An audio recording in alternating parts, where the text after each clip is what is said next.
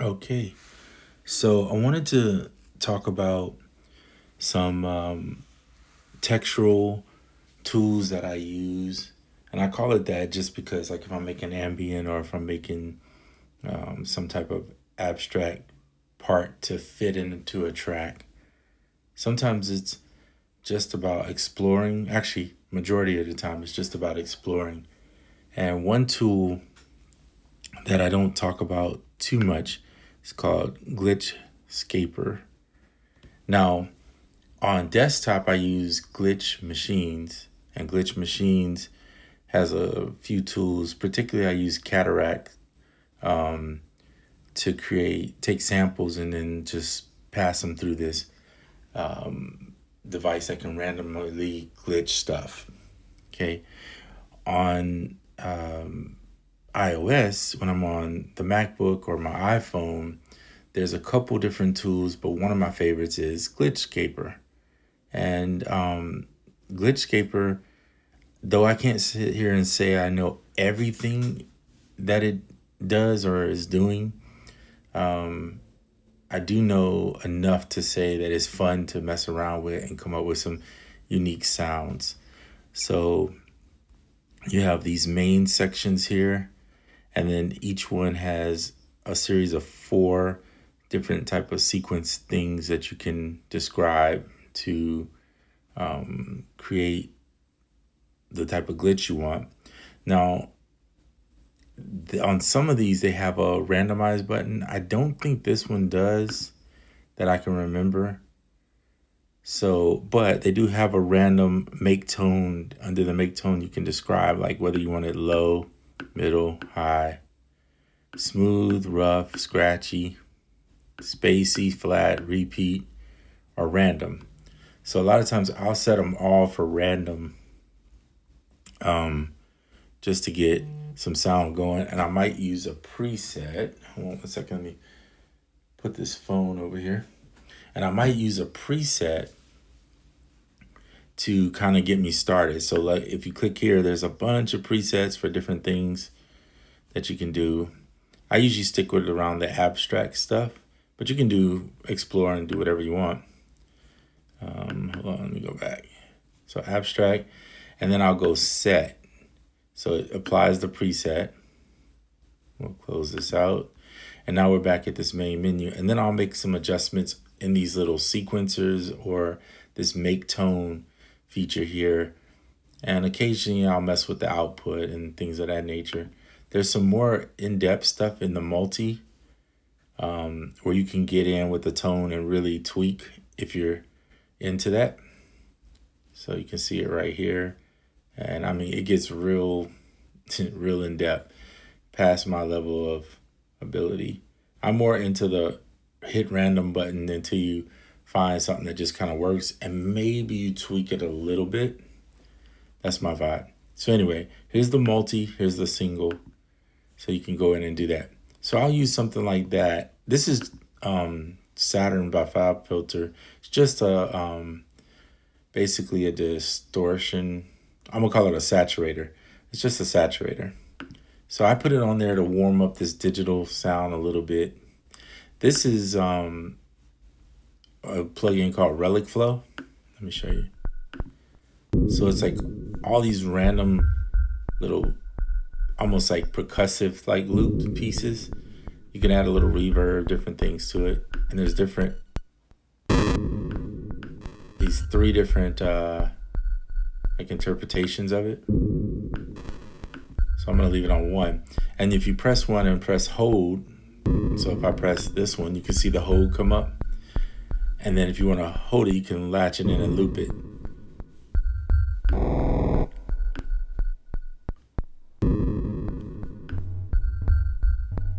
So actually I'm gonna hold it down and then hit hold. Then release right here. And so now you hear, that's what it sounds like without it. It's pretty cool. But then when you bring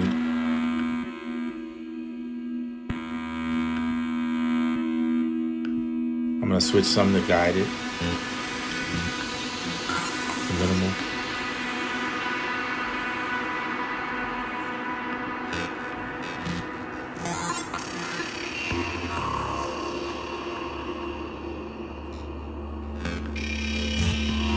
click here, you can go in and look at those settings I was showing you in the single view.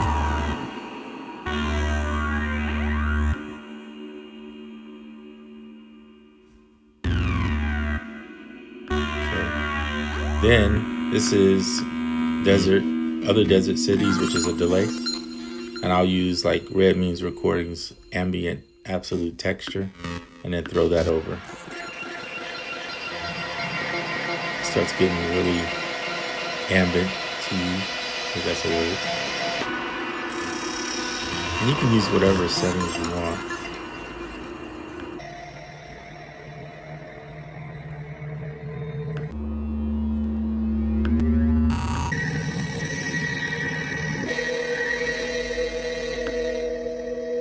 If you hear it clicking, that's me with a mouse.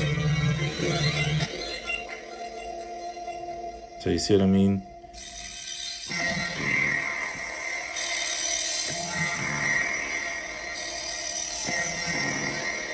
Now, this is a little loud. I'm just using it for demonstration purpose. I probably would drop this volume.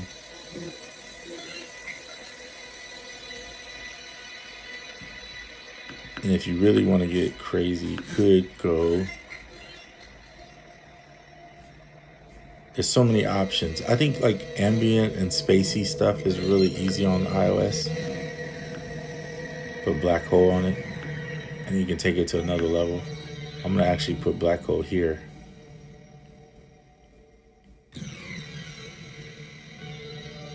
And because I have a lot of randomness going on in this,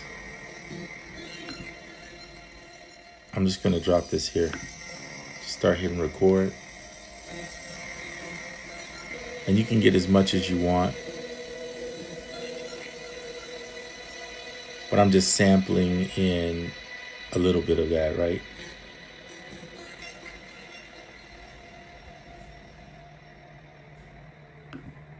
That's good enough. I'm gonna turn it off.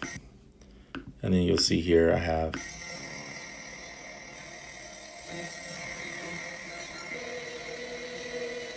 and what's cool is like I'm gonna make a second one and then I'm gonna reverse this one. So now what I'm gonna do is I'm gonna adjust this first one to where I like it. I'm gonna put it right there. And then I'm gonna crop that. I'm gonna use my hand just so you don't have to hear that mouse click. So now you have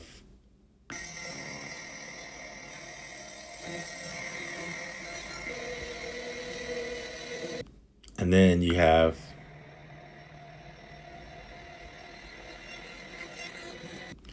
so you could do this, you could stack them, add to the end, and now you have, and then stretch it 16 bars, something crazy. So you're creating like a sample, basically.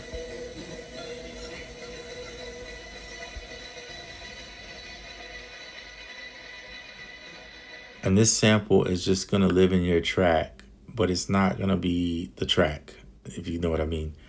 In other words, maybe a little louder than that, maybe like 3 dB. So it's creating some type of movement that goes on in the track in the background. And you can do this with anything. You don't need all this to do it. These are just fun tools. In fact, if you didn't have Relic Flow, let's say, you could just put a sample or pick something. We'll do Radio AU and we'll hope that we don't get anything that is copyrighted. I'll just go with like a piano or something.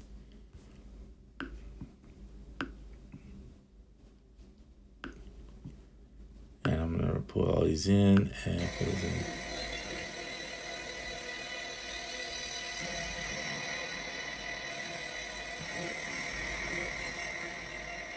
So you see how the piano is?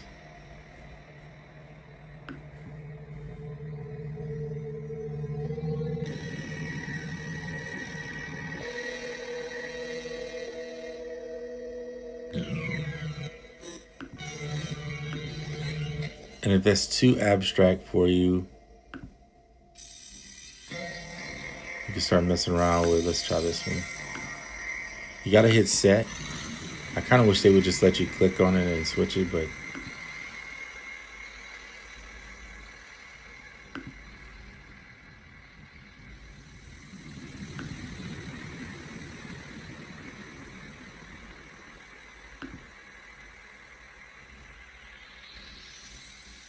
Doesn't really matter what you use because it could always be glitchy for you.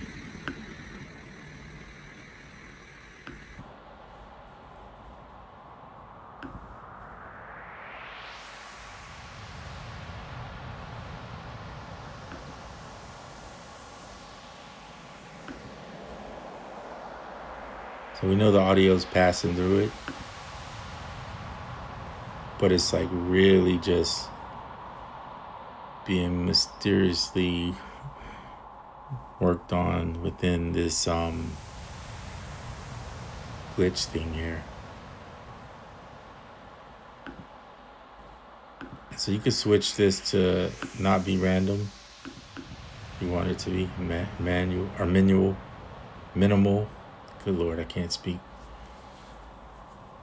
Yeah.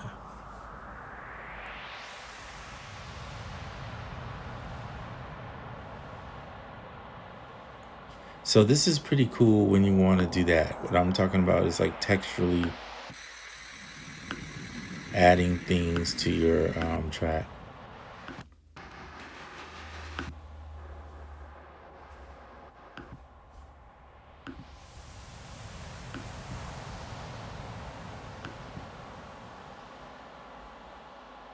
And so I'm just using effects to kind of create something new. Mind you, this is a radio station playing, and you don't have any clue what it's really playing because it's just taking the audio and transforming it into something new. You can just press record when you're ready and capture some of that sound.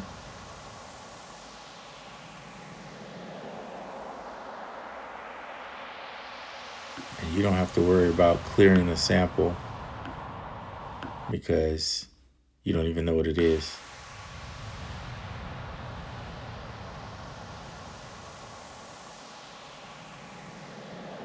And you might say, well, then what would I do for how would I make a beat off of that? So I'm going to duplicate this track, remove this, and just put in a, what is it called? Shaker, which is just percussion, right? It automatically is following the 86 BPM. And then I can use the keyboard, I believe. Hold on. I think the keyboard will work.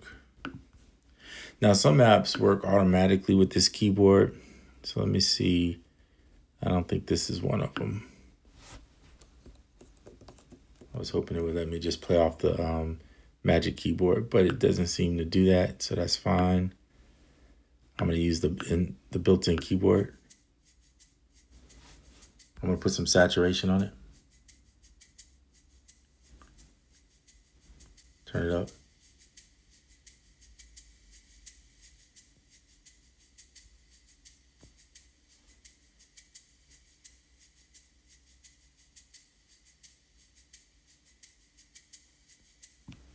All right, cool.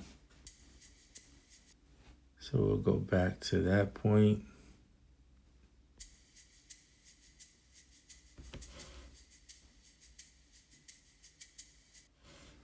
And then we'll just loop it out. Should be good.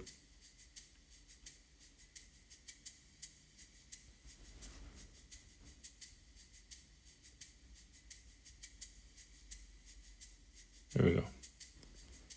Once you build the loop and you realize you got it, just go ahead and crop it. It makes it easier for you. And now you have the loop. So you could also stretch that just to make sure you got 2 bars.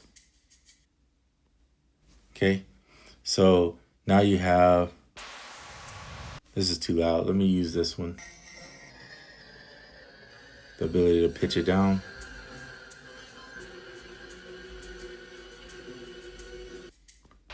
Or if you want to use this.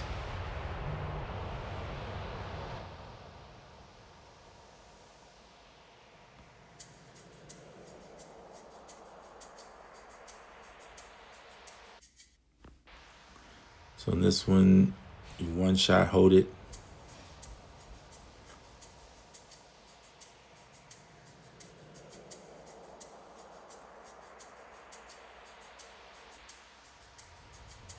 And then you can start building over that.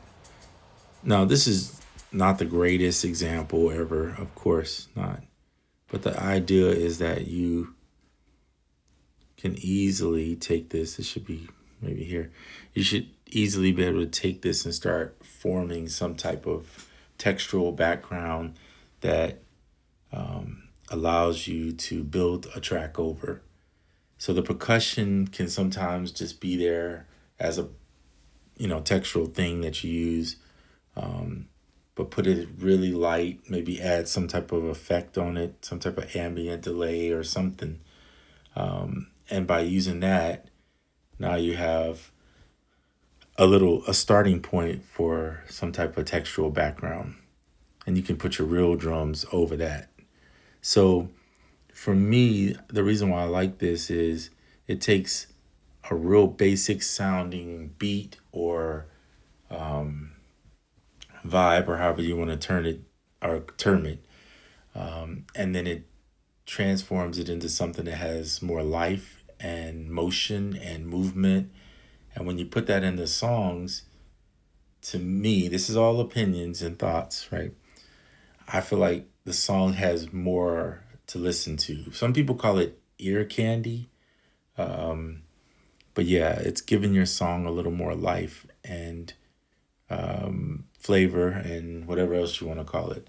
So, anyway, these are just ideas and suggestions for building textural things in your track. And hopefully, something in here benefits you or gives you an idea, sparks something. Not everything I say is exactly what you need to use, but it can give you some ideas and open up a new world of exploration for you within your music. I find that the more I explore in music, the more fun I have. If I just do the same thing over and over and over, I might get good at it, but I'll be bored with it more often than not. So, anyway, hope all is well. Until the next one, I'm out.